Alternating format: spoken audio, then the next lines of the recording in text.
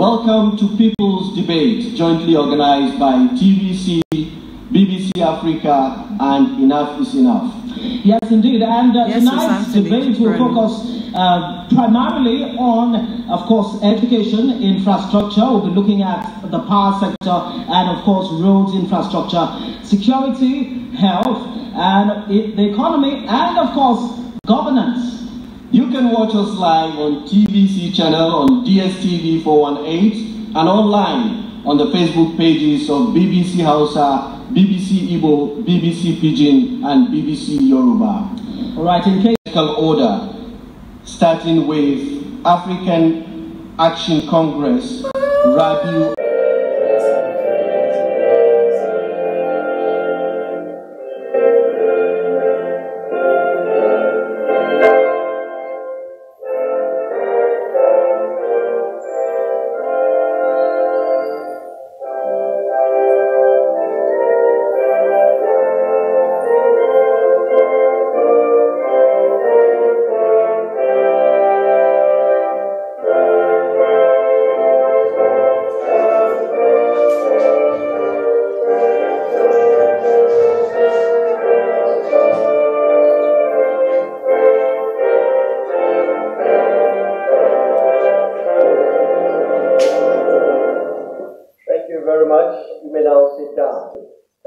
Okay, now that you have met candidates of the Alliance for New Nigeria, the Action Democratic Party, and the African Action Congress, let the games begin.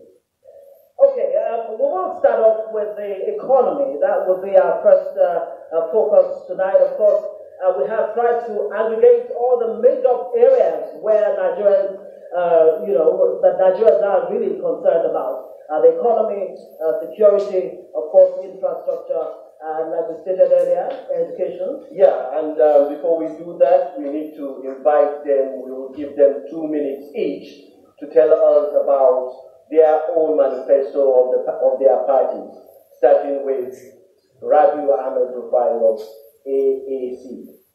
Okay, please would like you to just put a pause on that while you fix your mic so that we can hear you loud and clear. Thank you very much. If that can be fixed as quickly as possible, please. All right, go ahead, please. Brothers and sisters, good evening. Our moderators, my fellow candidates, a very good evening to you. You see, for the last 58 years, Nigeria's problem is about leadership. And that came with consequences, which is all the problems we see in today Nigeria. And we need an intervention, and that intervention has to be something different from what we see from APC and PDP. You can see they are not here, which to show their attitude, the contempt they have for Nigerians. And that's why I urge Nigerians not to give them their votes. Our party has the most comprehensive of manifestos because we take a big research to tell us what Nigerians are interested in. And that's why we came up with the most interesting acronym called the SPICE, which is about security, power, infrastructure, corruption, economy, restructuring, health, education, agriculture, and tourism. So this is what we bring on the table. And focusing on this is to achieve the bigger goal for Nigeria, which is about self-sufficiency,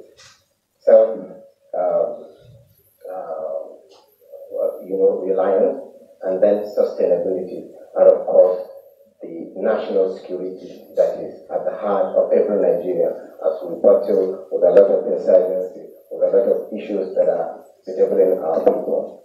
So, Omoyele Shoria and myself share the vision, the passion, the integrity, and tenacity to come head on and collide with these forces that cause problems in our country. Well, thank you very much, candidate of the African Action Congress, Rabiu Ahmed Rufai. It's my pleasure to call on the candidate of the African Democratic Party, Julio Lajaro Langbagi. Tell us in 2 minutes what your party is all about and what you are bringing to the table in 2 minutes, please. Thank you very much. Good evening, Ms. Ngozi, Mr. Aliyu Tanko, to our sponsors, TV News, in collaboration with BBC News. To our audience, my name is Martin Kunle Olatero Olagbegi. I represent the Action Democratic Party, where Engineer Yabaji Sani is our flag bearer. Our party is born out of necessity to resuscitate all the ills in Nigeria. We are the party with the logo, a book in your right hand, which actually depicting the need for education in this nation. Our party delegates 50% of all positions to women, youth, and physically challenged individuals. We believe in all inclusiveness. We believe in resuscitating everything that's wrong with Nigeria. Personally, I've studied, worked, I've created employment, a balanced budget, and so is Engineer Yabaji. So when Nigerians are going around, you cannot give your budget or the money of a country to an inexperienced individual. Engineer Yabaji has been in the dungeon. He has fought corruption. He has fought NNPC. He's a Columbia graduate and is leading Action Democratic Party. So on behalf of Action Democratic Party and everybody, you know, who represents the ideal that we stand for, that this nation should be changed, good evening. Thank you very much, Mr. Kunle Olatero Olagbegi of the ADP. Next is ANN. In 2 minutes, tell us what your party stands for. Hello, good evening everybody. Good evening moderator. Good evening audience. Good evening my fellow candidates. Good evening my family at home. Good evening SI and Beyond Mentors family at home and everybody watching. Good evening Nigeria. My name is Khadija Abdullahi. I'm a lawyer, a social entrepreneur, I'm a lawyer, social entrepreneur, and a nation builder at heart. I have been non-partisan all my life until 4 months ago when I caught the fire of ANN, Alliance for New Nigeria, in birthing a new Nigeria.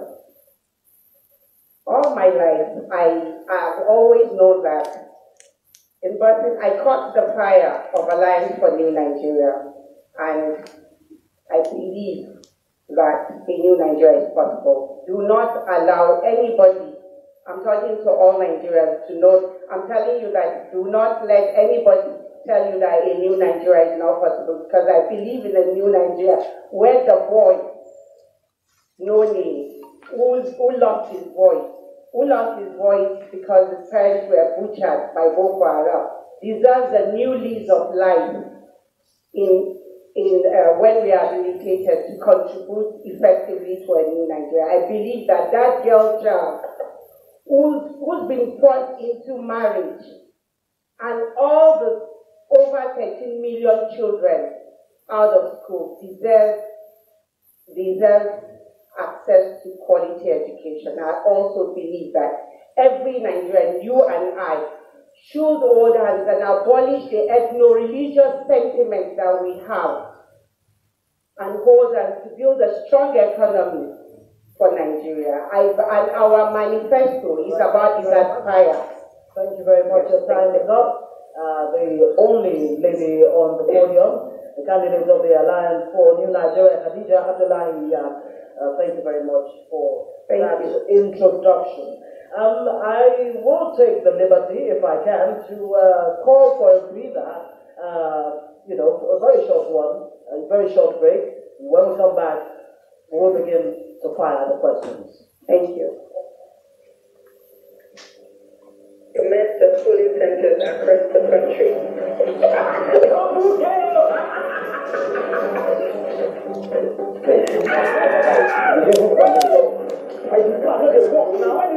Voting has been concluded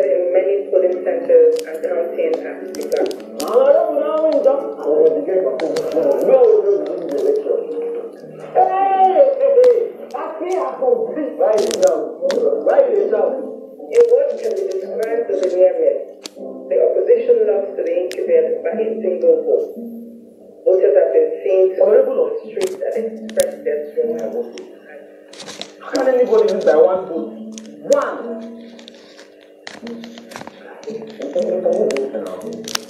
What do you know? Your vote, your power.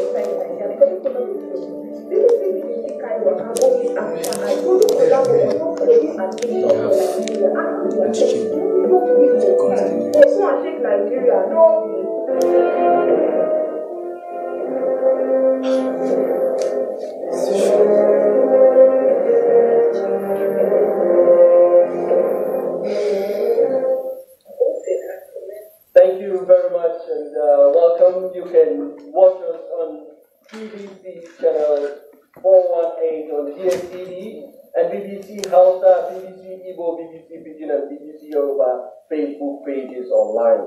Absolutely, and this is the People's Debate. So let the games begin. You're going to read out the areas where we're focusing on. Yes, as we take turns in asking you questions. Our focus tonight is going to be on economy, infrastructure, security, education, health, and governance. All right, so let's start off with security, since that happens to be a major source of concern for all Nigerians and, as a matter of fact, the international community. Let's begin with, of course, in alphabetical order, with the AAC candidate, Rabiu Ahmed Rufai, the African Action Congress. Now, crisis all over this country, in every nook and cranny, you can point at where there are security threats to the country, from Zamfara, banditry, to the issue of herdsmen, farmers clashes, and of course, kidnapping, among others. Now, these have been a major challenge for Nigeria. What do you think we're not doing right, and how can you fix that problem that has turned out to be an immediate danger to Nigeria? Okay. As you stated, the problems are quite enormous across coast to coast, from the northeast insurgency that we face to the Niger Delta, and then across other farmer clashes, and then of course the problems in the Delta State are quite serious. And at the moment, you realize that there is serious complacency on the side of the administration and even the previous government on how they handle insecurity. You realize that there is no justice. Justice has not been done to people. People have not been properly prosecuted. Suspects of all these crimes that are perpetrated, they have not been brought to book. It is in the interest of Nigeria and our party that we have the courage, we have all it takes to actually bring justice to this.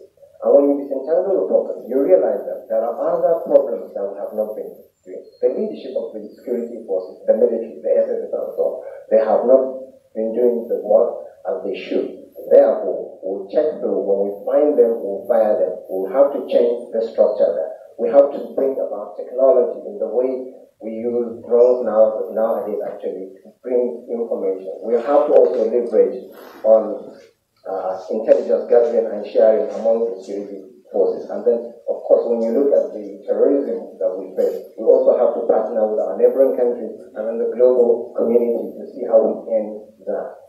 Another thing is also try and rebuild the people. Let us break the cycle of these recruitment into crimes by providing jobs to our young men and women, so as to leave the issues, at our own hands in a separate way, so that we have a more prosperous and secure Nigeria. So when you go also down to the problem in Niger Delta, we want endless peace to be continued. We want actually the Niger Delta to be rehabilitated in terms of environmental issues to be tackled, and of course, improving the capacities of people. Thank you, Mr. Rufai of AAC. Before I ask the next question to the ADP candidate, I want to clear a statement made by Khadija Mohammed Iya. Abdullahi Iya, I beg your pardon. You claim that we have 13 million out-of-school children in Nigeria. Yes. But according to UNICEF, in October 2018, there are about 10.5 million Nigerians aged between 5 and 14 that are not in school. Okay. So the next question goes to the ADP candidate, Mr. Kule. In terms of security, some people are calling for the sacking of security chiefs. IDPs are protesting in Maiduguri. They don't have enough food, they are not well secured, and crises all over the place. Boko Haram, herders and farmers, Zamfara bandits and things like that.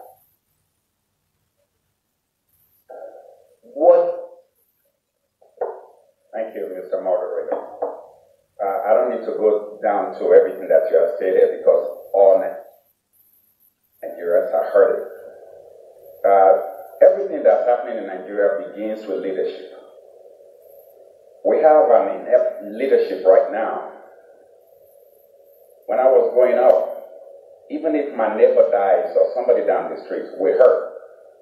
But now, I'll go back to leadership. When you see accidents or people are dying, and not even Boko Haram, people are so insensitive, they start taking pictures. What is so funny or what's so nice about dead body that we have not seen?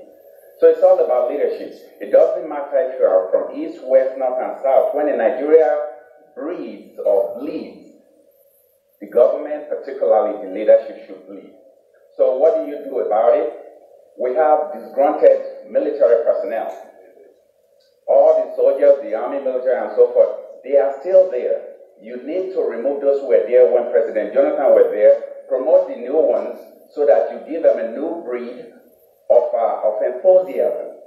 You know, they are there, they're still. Now then you turn around and look at what people are doing about it. We don't become reactive,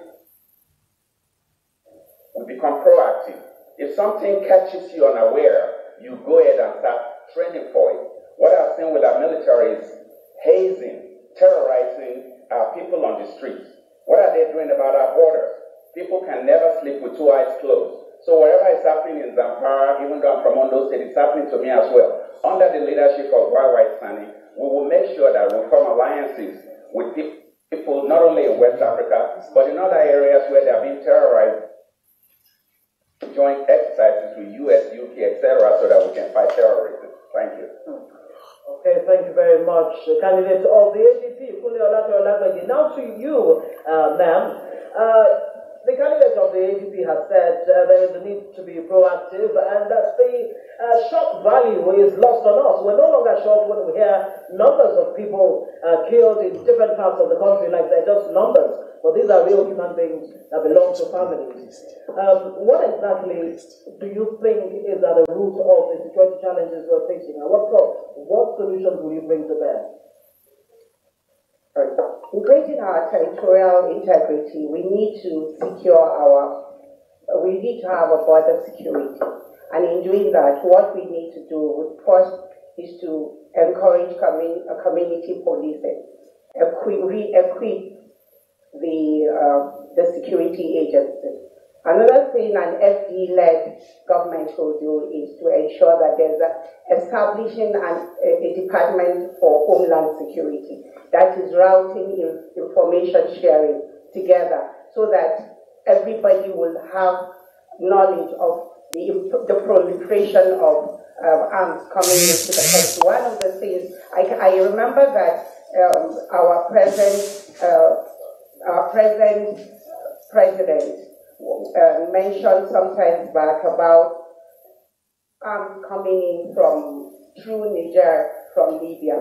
And I'm asking the question, if they know these arms are coming in through Niger, what have they done so far? I think that one of the best things that we need to do is to have an alliance with the neighboring countries and ensure that our territorial conjugal, that's the seaways that come into Nigeria, all the borders must be well secured. And to ensure that also other things we are going to do in an FD-led government is to ensure that the security officials are given incentives and upgraded. They are given wages, their packages are redefined and upgraded so that they will know that they're secured enough. Whatever happens to them, their families are well taken care of. Thank you. Thank you, Khadija Abdullahi Iya of ANN. And of course, I'll go back to Ahmed Rufai, who's talking about, we're still going to ask you on security, but this time around we want to be more specific to Zamfara State, where there are bandits killing people on daily basis. What is going on according to your own understanding of this issue, and how can it be resolved? You realize that this issue has been happening over the last couple of years in Zamfara State, and we have not seen anybody being prosecuted in court. We have not seen justice being done. These guys that are there causing a lot of mayhem are going with such level of impunity. So we are actually deeply concerned. Even yesterday there was calls of people that were killed as a result, and it has now started infiltrating other states like Sokoto and Katsina. So you realize that the state actually is an APC state. The defense minister is from that state. If you can't call this failure, then I don't know what success looks like. It is in our own interest and the interest of this country to fix the problem before it gets out of hand. And definitely, we are going to ensure that more training for our police, we give them the right equipment. We also try to see that the whole area is being searched and surveilled on a daily basis. We took a tour during our campaigns in the Northeast, from Jibia down to Talata, Mafra, and Sokoto. We could not see a police, and we passed through about 3 to 4 local governments in a matter of about 4 hours. What is happening? Just because these people have gold deposits in their soil is actually a cause to invite insurgency and terrorists to occupy their land because there is a weak government there. It is the interest of our party, the tenacity, the consistency to see that no corruption, no killing actually is allowed without being brought to book. That is what we want to do, and that is what our interest is. Okay, thank you very much, the candidate of the AAC.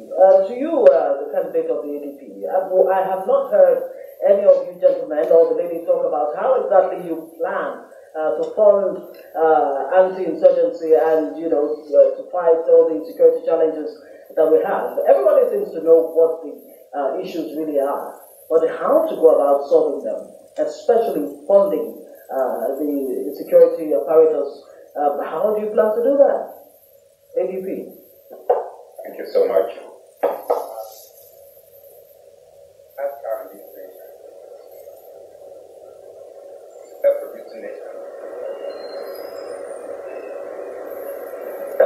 Kindly on the mic, please.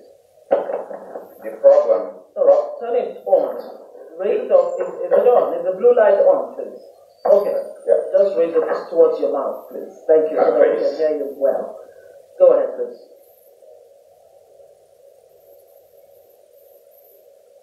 Go ahead, please. It's still not on. It's still not on. Is the blue light? Oh, wow. Okay. Just carry on. Carry on that. Let's see if we can. I'm turning the volume. Yes. Is it better? Yes. You need to speak directly Into the. Yes. Okay. Is that better? Yes. So what I was saying is what Nigeria has relied on for years is oil and gas. The problem is the leadership. There's leakage. Right now, we don't know how much oil is coming in, how much is going out in this computer age where you can sit in your office and monitor, what's going on in the terminal. Nigeria is doing it manually, recording it. And you have some people outside of this nation telling us that they don't want us to put metering. They want it to be done with hand because the leadership allowed it. Engineer Yabaji Sani, who I represent, has been dealing with oil and gas since 1983. He put in place certain measures to do that. This government came, they swap it out. They did not replace it with anything. So what do we do? You take the surplus from this oil and gas and build the entire area, east, west, north, and south, because Nigeria is endowed with a lot of, we're endowed with a lot of minerals. So including this insurgencies, let me give you one thing. Egypt is the #2 recipient of arms and ammunition from the United States. They don't pay a penny. They struck the accord in 1966 after the war. 67 war with Israel. When the United States equipped Israel, they also asked for the same thing, that before they stop the war, they want to be receiving arms. So when the United States or UK or anybody say we are #1 police for Africa, we need to strike something there and say, okay, for us to do that, we want to be doing joint preparation, joint training with you guys. We want to share intelligence. And by the way, we want some of the hardware that we would be using to train. That's one thing. Secondly, you can also use our surplus from all these arms and ammunition. How can UK call you, United Nations call you to go to Rwanda or to go to Sierra Leone or to go somewhere else? Ask them, you want your equipment to be updated to 21st century equipment. I happen to know some military leaders, who told me that even our plane does not have radar. That's why people are dropping like flies. Thank you very much, the Vice Presidential candidate for the African Democratic Party, Action Democratic Party, ADP. So next is the ANN Party, Hajia Hadiza Abdullahi here. Khadija, sorry. So, I'm getting my name wrong. Abdullahi Khadija. Really sorry. Apologies. So that's fine. All right. So Khadija Abdullahi here. I got it right. Yeah. All right. Thank you. Good. So, in your first statement on security, you made mention of collaboration with neighboring states. Yeah. Presently, there is the MNNJTF, the Multinational Joint Security Task Force for the Lake Chad Basin, where you have Nigeria, Cameroon, Chad. So what do you intend to do differently that is not done now to address the security challenges? How can you fund this security collaboration you are calling for? One of the things that were our Aspire document, because I didn't get to talk about Aspire document, will do is a boost of economy through the 774 local government commercial hubs that we're talking about. So we know that there will be a lot of liquidity when that takes off. So other things we're going to do, that's one of the avenues for funding. Another avenue for funding, when you're talking about what can we do differently, what we can do differently is not to just collaborate with the immediate people at our borders. We're also going to have an international, like he rightly stated. There are grants that have been given on security. There are grants, there are monies that have been kept on security. Those are things that we would try to access. And we know definitely that we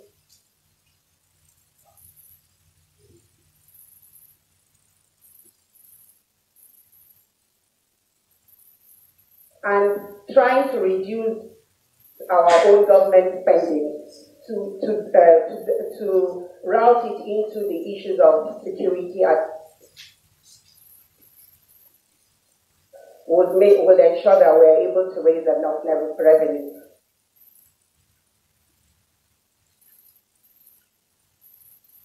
Political will is key.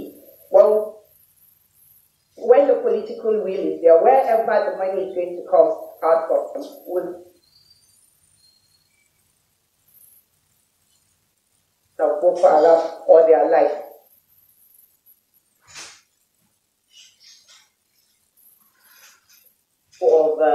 Of security, I'd like to give all three of you 1 minute each to talk about the real solution. Are you saying then that the military solutions, or are there other solutions that you can give us in 1 minute, please? Let me begin. Okay, can I Hadia? Last time we went to Maiduguri, we found out that the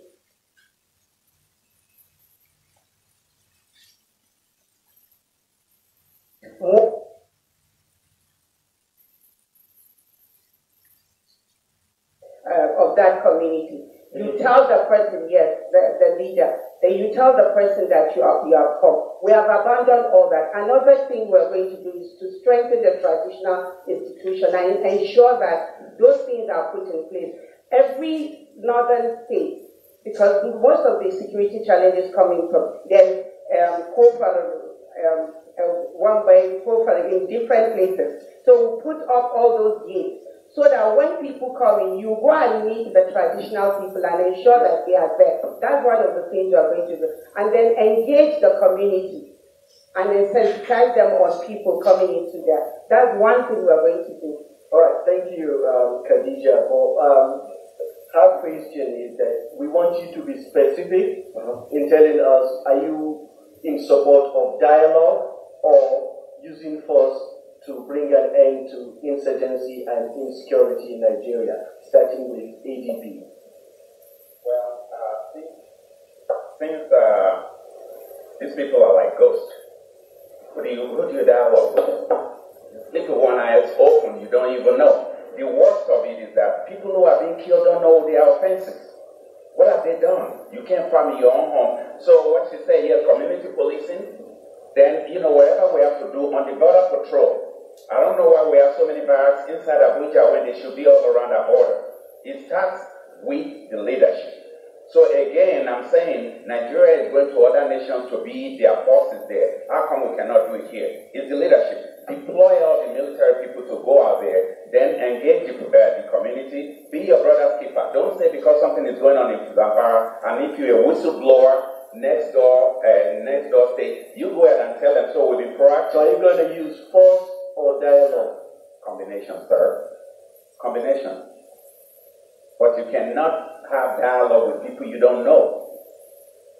You understand? Okay. If Cameroon declares Cameroon declares war on Nigeria, we have dialogue. All right. I don't have an address for. Thank you very much, Mr. Poliola. Now to your court.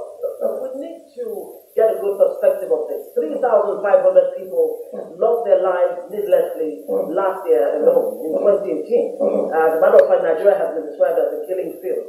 Now, what do you think is that solution, that permanent, sustainable solution? Would it be military, or what other? Let me tell you something. Last year, I think the hardest part of clashes, actually, there were more casualties than the result, which has some security actually approach to it, but there are non-military or non-actually security approach to it, because it's about clash of, two parties that are interested in resources, meaning the land. 20% of this land has been grabbed by the Boko Haram, pushing farmers into serious, constraints and difficulties. Hence, you have to have a way, and that is our party. We are going to put resources in place to see that newer technologies are being used for agriculture. We are going to introduce commercial ranching so as to prevent these clashes from happening. We are also interested in contending with the climate change to adapt to it. It has been happening in other countries in the Sahel. Why not Nigeria? Create more infrastructure, dams. Actually, these will now reduce the clashes between farmers and herders. Thank you very much, Rabiu Ahmed Rufai of. All right, it's time for us to move on to other issues, whether the live audience as well as people watching from home and abroad are satisfied with the answers that you've given as far as security is concerned. Will be seen as time goes on. Let's move on to the economy. Like a lot of people would say, it's all about the economy. So now the numbers, the statistics out there are quite scary for a lot of people. Nigeria is the capital, poverty capital of the world. You have an unemployment rate, according to the National Bureau of Statistics, that is almost 21%. More than half of the youth population is unemployed, specifically about 55% or so. Young people unemployed. And the same young people make up about 55% of the total population of Nigeria, which stands at about 193 right now. How do you plan? What are the strategies that you have in place? Candidates of the Alliance for New Nigeria, Hajia Khadija, let me start with you. What strategies does your party have to fix the Nigerian economy? Thank you very much for that question. One of the unique things we're going to put in place is to ensure that we have special economic zones in the 774 local government areas in Nigeria. And as we are putting in place these zones, what we are also going to do differently is to revive the commodity board that used to exist in the 60s, and to ensure that that commodity board is set up consisting of the value chain addition, which means we're going to put in place the manufacturing, processing, storage, and packaging and distribution in that community board. And we'll also ensure that additionally we'll strengthen SOM and NAFDA. We strengthen it to the point that they will stop the policing war and incentivize them to regulate properly all these commodities that we're going to put in the capital market. That way, we know that there are more economic activities going on, and we know that every product in the Nigerian, every agricultural product can compete favorably in the capital market. So, in essence, putting all these things together will ensure that we are taking care of the foreign exchange earnings, we are taking care of the GDP, unemployment, and also we are taking care of the urban-rural migration. Urban-rural migration is one of the things that a lot of people are not looking at. If people can stay in their communities and develop their communities, if they have all their vice presidential candidates still talking about economy, there is this controversy about the minimum wage, 30,000. It's before the National Assembly. What is your take on this? How can the minimum wage make more Nigerians or lift more Nigerians out of the poverty line? Because at the moment, 80% of Nigerians are living below the poverty line. So much. To even put it in perspective, average Nigerians living, even those who are working, they are living on less than $2 a day, or a month rather. So what we need to do with the economy to begin with, minimum wage. Under the Yabagi administration of our APP, we will move the minimum wage to 100,000 naira. Because the cost of living has to be commensurable with your wage. If you don't take care of that, that's how you start all this cheating and all this 419, etc. So you have to take care of that. And how do you take care of that? Remember what I talked about, the cash cow. You cannot fund all these things if you don't have no money. We keep borrowing and borrowing and borrowing. MSF have warned us. APC has left us. All the monetary organizations have exited. They keep telling our president that this is not the way to go. He's not listening. And the people that surround himself, they are not listening. So you take what you are making out of that area, you develop your road infrastructure. I'm an architect. So when you start developing roads, under the Yabagi administration, we link the entire Nigeria. We are dying needlessly on our roads. So bridges are built, designers are working, people who are selling products, like people who are selling materials, they are making money. Then we are living under the equator. We cannot be consuming solar products. We should be solar manufacturer, the best in the world. You go into education, we shore all our educational institutions so that we start producing. We don't make anything in Nigeria. It's a crying shame. It starts with the leadership. You go into transportation, you go into the crude oil that I talked about, manufacturing, airport. You can generate so much money in the from the airport, more than the economic sector, because our main location in the world is so close to North Africa, South Africa, up to Europe and to Asia. So if you develop our airport and make it the hub of African landing and taking off, you make money when the plane lands. Okay, thank you very much, Mr. Kunle Olatunji, the Vice Presidential Candidate of the AGP. Let me take you to the Vice Presidential Candidate of the African Action Congress. Of course, in the person of Rabiu Rufai. Well, Mr. Olatunji believes that 100,000 is the ideal minimum wage. Taking it from there, do you think that is where the solution to Nigeria's economy lies? Would 100,000 naira cut it? Do you think that it is a well thought out conclusion that 100,000 naira is ideal for the Nigerian worker today, considering the prevailing situation?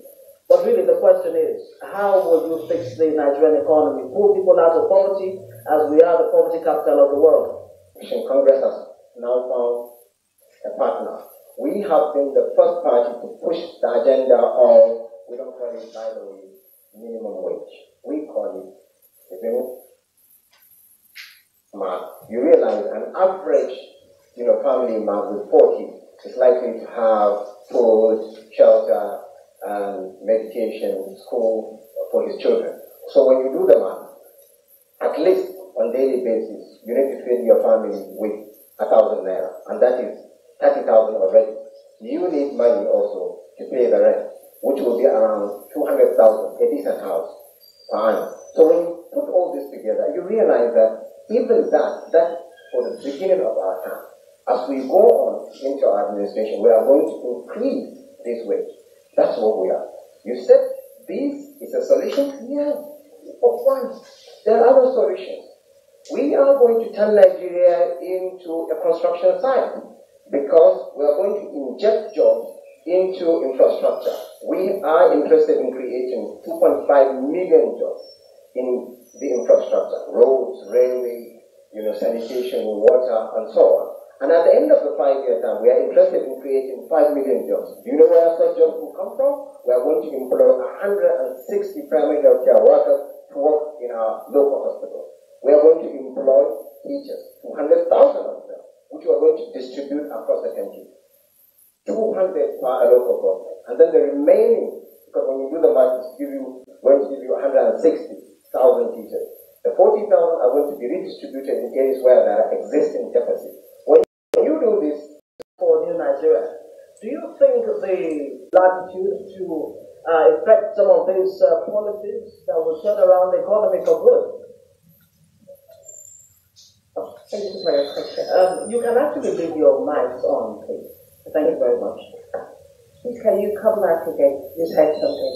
My question is, the present structure of the economy, and of course the fact that Nigeria remains a monoproduct economy, highly dependent on oil when it comes to revenue. Would this present structure allow you to effect whatever strategies that you have in place to turn around the economy? I doubt it. That's why it's not working. Like you mentioned, we have a population rate that is about 3% growing, and then we have our GDP about 1.8 working. Of course, it's not even balanced at all. So what we're looking at the mineral resources in different states. We're looking at making them marketable, like routing them into the capital market and ensuring that each product can compete favorably and ensure, like I mentioned earlier. But what I'm saying is, why have we not invest in a place like Jos that has like 56 mineral resources? We have a place like Kaduna State, like Nasarawa, which has up to 23 mineral resources.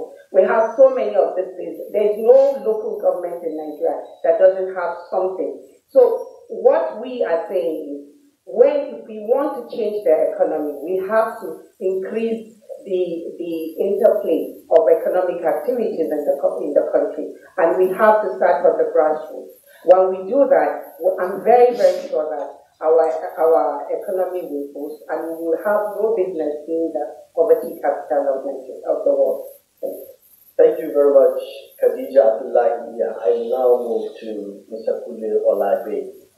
So, in the past, there were several social intervention programs in Nigeria, NAPED, Shopee, so many. And the present government has rolled out Empower, Trader Money, and others. So, your own party, ADP, do you have any social intervention program in mind that when you are able to rule this country, you would roll out a program that will alleviate sufferings of Nigerians? Thank you for your question. Let me quickly go back to what we said before. You now say, everybody is talking about pie in the sky. How can you invest without money? We were borrowing and borrowing and borrowing. They forgave our last loans. They won't do it again. These people have left us. They have left us. So that's why I keep saying Nigeria is inundated with God-given gifts.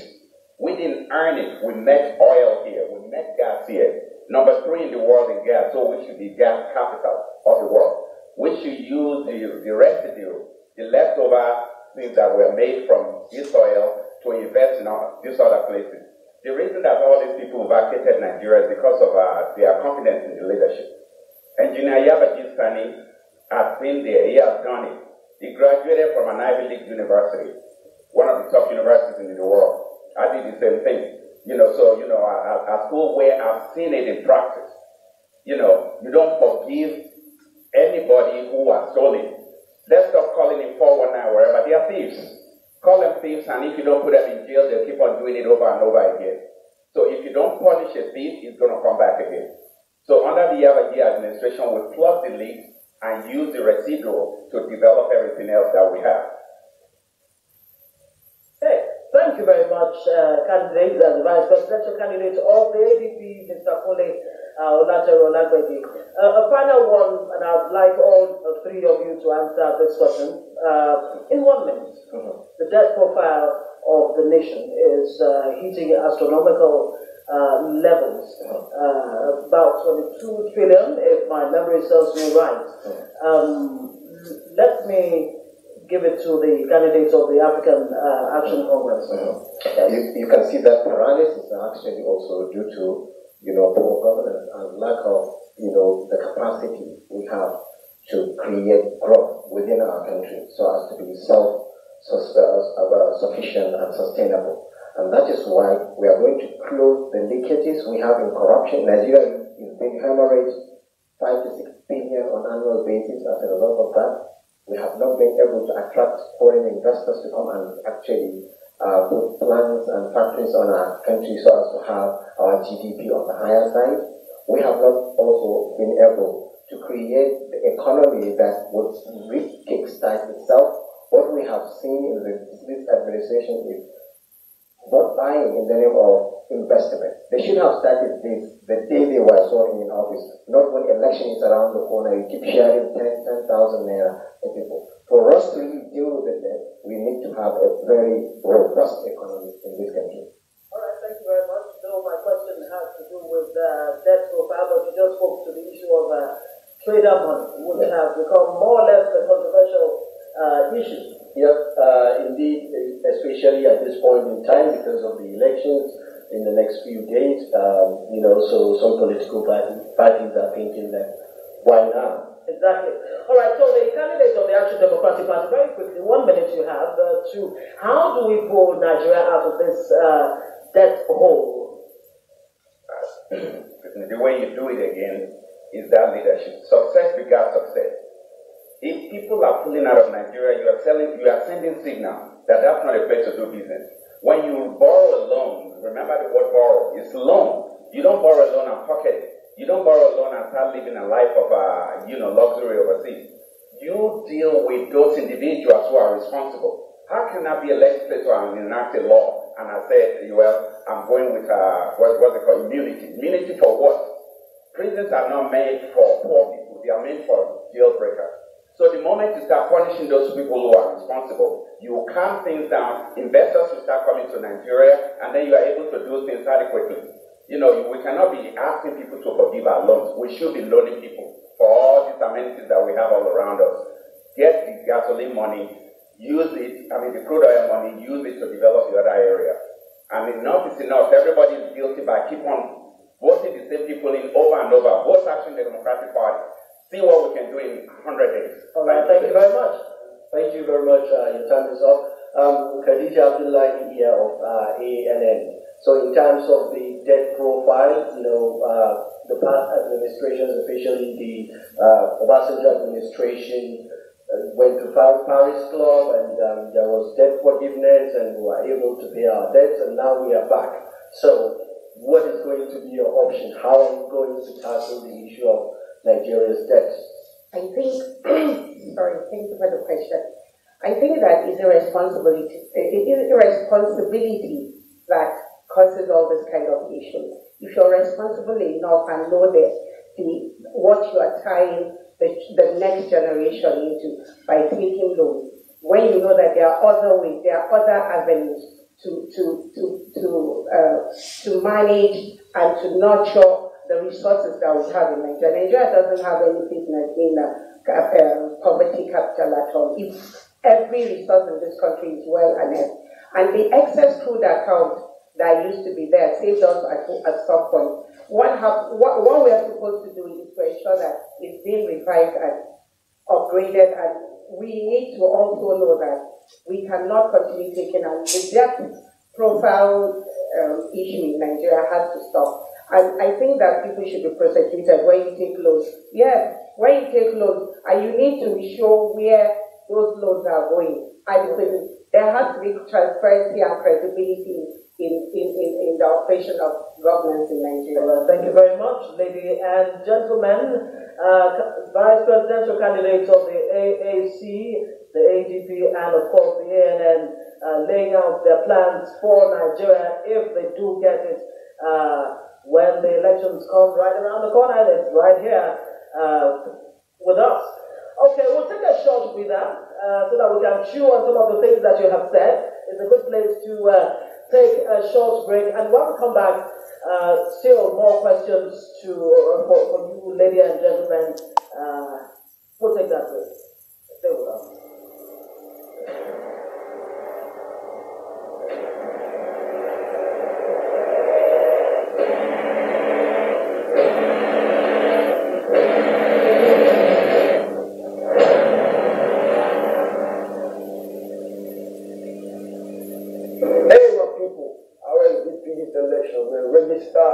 Select your candidate, vote for your candidate, protect your vote.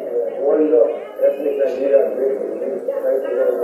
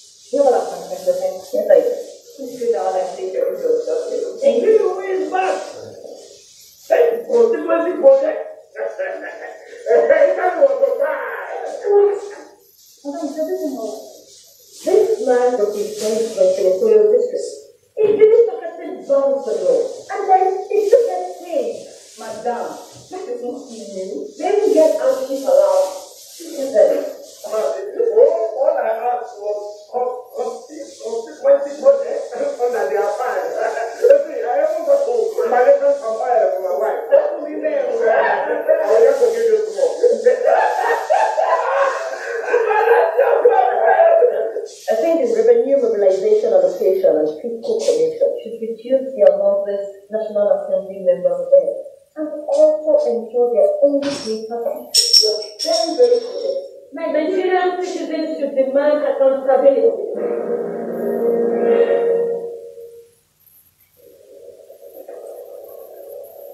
For me, it's a test.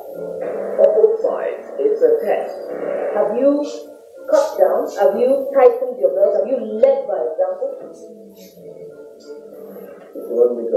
Some answers just would do.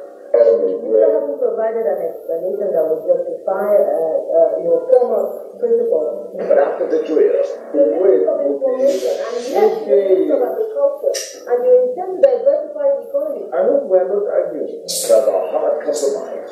You leave me no doubt of your position on these issues. Thank you very much for your time. That gives you a clear picture of the issue.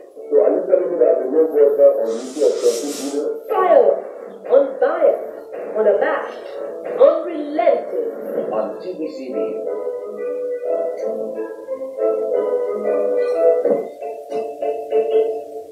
You see, fear can be good. If it doesn't freeze you and stop you from taking action. Doubt can also be good. It forces you to weigh your options carefully before taking action. But the real tragedy, my friend, is to allow fear and doubt deny you of the opportunity to be part of deciding who the leaders of this country will be in the coming election. We cannot afford it. The consequences are too great. Your vote is your inalienable right. Every generation has the opportunity to remake their work. Hire those who are giving you a visa with the 3 C's of competence, capacity, and character. Be a part of the legacy. Thank you.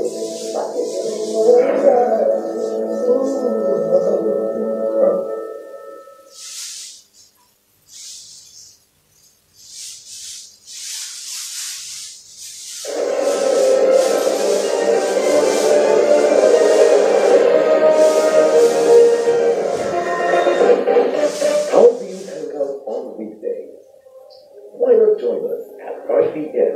Mondays through Fridays on Journalist Hangout as we discuss issues of politics, economy, and security that affect Nigeria. Journalist Hangout, showing your PVC News Nigeria.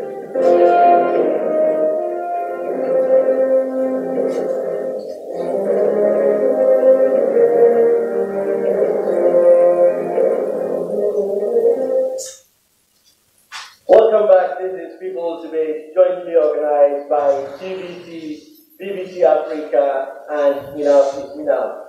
Yes, indeed. All right. Thank you very much, ladies and gentlemen, and audience. They've been cooperative so far as our candidates from the AAC, ADB, and of course ANN have been laying out their plans if they get to govern or rule, if you like, this great nation of ours. Now let's move on to the issue of education. Education, of course, is vital for human, economic, and cultural development. Any kind of development you want to talk about, education is the very foundation that you require. If anything, any policy of government is to work. Now, Nigeria has the unenviable position of having the highest number of out-of-school children. It's very much out there. The figures vary between 10 million and 14 million children are out of school right now. And more than half of the population cannot read or write. And you have a situation where only about 46% of students actually pass the West African Examination Council. And of course, you have ASU on strike and all kinds of strikes going on in the education sector. Now the question is a very simple one. Do you even know where we are education-wise? And what is the way forward? What will your party be doing? Let me start with the Action Democratic Party, Mr. Kunle Olatunji. How will you fix the education problem? Thank you so much. Anybody who's somebody has been through a teacher. We have to start by respecting the higher institution. We have to revamp all our curriculum. The antiquated curriculum needs to be revamped. We need to come with junior colleges. There are curriculums where you don't have to even go to a 4-year education. For instance, now, I touched on what the airport can do for us. There's no way in West Africa where you have aircraft maintenance. That's only 12 months. 12 months. That's why our aircraft are dropping like birds. You know, because there are some things to be put in place that you service when it's necessary. You don't keep pushing and pushing and pushing. So we revamped research. MIT, Massachusetts Institute of Technology, has had over 400 new innovative inventions. That's billions of dollars. So our government needs to put credence in education. Like I said, anybody who's somebody has been through a teacher. Now, research is one thing, then the curriculum. Now, what you also do now, you don't disrespect the teachers. They need to make what they need to, what they are making. Then you clamp down on the students. Make sure that people should go to school for 4 years. They are there for 7, 8 years. That all begins because the administration or the previous administration, they don't put credence in education. They don't see the importance of education. And that's where everything is eroding. I think Ford Motor Company started in 1914 or thereabouts. The Wright brothers started manufacturing airplanes in the 20s. And the US went to the moon in 1960. We haven't done nothing. Are we proud of it? We have to start manufacturing. When you manufacture, you employ people. When you employ people, you sell your product. When you sell your product, then the morale is lifted. You know, then after we do all this, we start promoting Made in Nigeria. There's nothing wrong with Made in Nigeria. We just have to reorientate everybody. Yeah, your time is up, and of course, we would appreciate if you be specific, you know, in telling us what you can offer in terms of, you know, changing the narrative, changing the current trends. So next is we are going to continue on the education. So UNESCO recommends that governments should allocate at least 26% of the federal budget to the education sector. In Nigeria, consistently, governments have been allocating less than 10%. Yes. So, is your party worried about this? Yes. What's going to be the allocation of the education sector when you are able to win elections next 2 weeks? Thank you for the question. I want to answer what she said. Something. Why are we where we are today on education? I'd say something. The past politicians have been politicking without planning. They never put into consideration that they need to plan about education, about health, about all the social services and amenities that we need to do. They've never thought about that. They just come into power without thinking of how urgent these things are and how to feed a population of over 190 million. Yeah, so what our plans are going to be? Number one, we're going to do the TIT, that's the training teachers, training and retraining teachers, infrastructure, and we are going to also talk about curriculum overhaul. What we are passionate about is the grassroots. We want to ensure that the 774 local government areas in Nigeria have proper public school system. And as they are having that public school system, they are upgraded for a conducive learning environment. We make sure that every child is not left behind. Every child must have proper education in a conducive learning environment. We must also ensure that teachers that are going to be sent into those local governments are incentivized. They are given higher wages so that they will be motivated to go there. We are also going to make sure that we are having a proper curriculum overhaul to ensure that they are ready for the society when they come out. We want a knowledge-driven society. So we are concerned about driving that knowledge-driven society from the grassroots. Thank you very much. Okay, thank you very much. Now to the candidates of the African Action Congress, Rabiu Ahmed Rufai. How will you fix the education problem? There is a clear and present danger in Nigeria's education sector, whether it's at the primary level, the secondary, or the tertiary level. Right now, you have the Academic Staff Union of Universities on strike. We are quite aware. You realize that in our manifesto, the E there in the spice line is to spice the whole thing, meaning education. We are passionate about it. Shore and I enjoy being educated. He has a Columbia degree. I have a degree in University of Leeds. But this shouldn't be just left with us. It should be, spread. It's a privilege we've gotten. Without education in the southwestern Nigeria, Shore would have been a Pamwan Tapa. I would have been the worst Almajiri in the north of Nigeria. Look at the funding. It is too meager. We have over 100 million children in school age in Nigeria, but our budget is only 450 billion naira. Which, when you do the math, you realize you only spend 4,500 naira per child per annum in this country. What would be your own allocation to education if you have? Well, we are going to increase the budget, double it, so that it's 10% of our budget, and then progressively we keep increasing until we reach the subscription of UNESCO, which is to have 26%. Let this education be relevant, impactful, and then competitive. And that's why we will raise up to the university education. We have over 10 million children roaming our streets that are out of school in the name of Almajiri. We are going to mop up off the street. We are going to put them in school so that the next best Quranic reciter is going to be from Nigeria, and then he can also go to the moon. This is what this country should be about. And then council strike that has been coming in Stephen, almost every year you see one or two of such kind. And not only that, in Polytechnic, we are going to have the right temperament to, give leadership, the political will, so that no strike will be seen in our administration. Thank you very much, Rabiu Ahmed Rufai of the AAC. We've been able to talk about security, economy, and education. Now, the next theme is health. The Nigerian health sector is said to be in intensive care. Brain drain in the sector, specifically mass exodus of doctors to Europe and America. The Nigerian Medical and Dental Consultants Association is quoted as saying about 600 to 700 doctors are leaving Nigeria every year. How do you plan to stem this? I'll start with the ANN party. Thank you very much for the question. Like education, health is very important.